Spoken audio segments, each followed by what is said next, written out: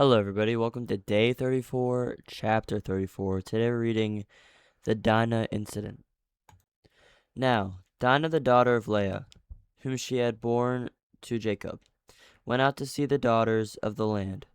And when Shechem, the son of Hamor, the Hivite, prince of the country, saw her, he took her and lay with her and violated her.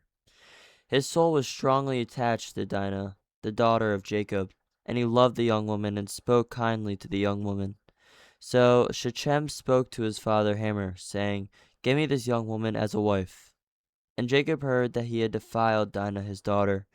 Now his sons were with his livestock in the field, so Jacob held his peace until they came. Then Hamor the father of Shechem went out to Jacob to speak with him. And the sons of Jacob came in from the field when they heard it. And the men were grieved and very angry, because he had done a disgraceful thing in Israel by lying with Jacob's daughter, a thing which ought not to be done. But Hamor spoke with them, saying, "The soul of my son, Shechem, longs for your daughter. Please give her to him as a wife, and make marriages with us. Give your daughters to us, and take our daughters yourselves. So you shall dwell with us, and the land shall be before you. Dwell and trade in it, and acquire possessions for yourselves in it."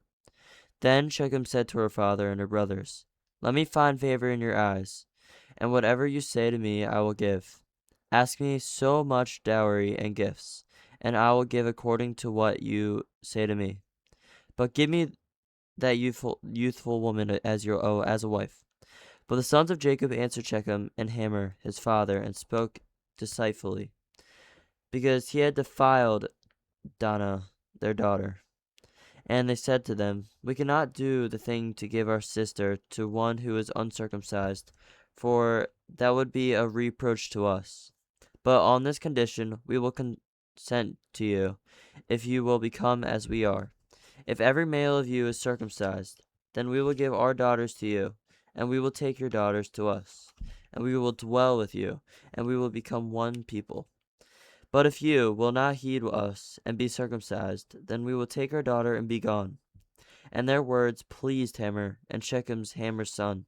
So the young man did not delay to do the thing, because he delighted in Jacob's daughter. He was honorable than all the household of his father. And Hamor and Shechem his son came to the gate of their city, and spoke with the men of their city, saying, "Dwell in the land and trade in it, for indeed the land is large enough for them. Let us take their daughters to us as wives, and let us give them our daughters. Only on this condition will the men consent to dwell with us, to be one person, if every male among us is circumcised, as they are circumcised. Will not there be livestock, their property, and every animal of there be ours? Only let us consent to them, and they will dwell with us." And all who went out of the gate of his city heeded Hamor and Shechem his son. Every male was circumcised, and all who went out of the gate of his city. Now it came to pass on the third day, when they were in pain, that the two of the sons of Jacob, Simeon and Levi, Dinah's brothers, each took his sword and came boldly upon the city and killed all the males. And they killed Hamor and Shechem his son with the edge of their sword, and took Dinah from Shechem's house and went out. The sons of Jacob came upon the slain and plundered the city, because their sister had been defiled. They took their sheep, their oxen, and their donkeys, what was in the city and what was in the field, and all their wealth. All their little ones and all their wives they took captive, and they plundered even all that was in the houses. Then Jacob said to Simeon and Levi, "You have troubled me by making me obnoxious among the inhabitants of the land, among the Canaanites and the Perizzites. And since I am few in number, they will give themselves together against me and kill me. I shall be destroyed, my household, and I." But they said, should he treat our sister like a harlot? Thank you guys so much for listening to Genesis 34, chapter 34. Here's a quick summary and lesson. Genesis 34 tells the story of Dinah, Jacob's daughter, and its violent aftermath.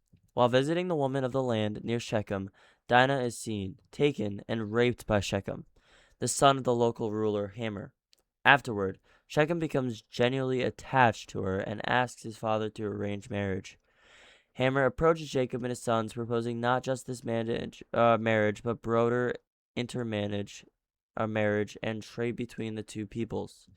Jacob's son, deeply angered by what happened to their sister, responds with deception. They say they'll agree only if all the men of Shechem city are circumcised. Hamor and Shechem persuade the men of their city to accept this.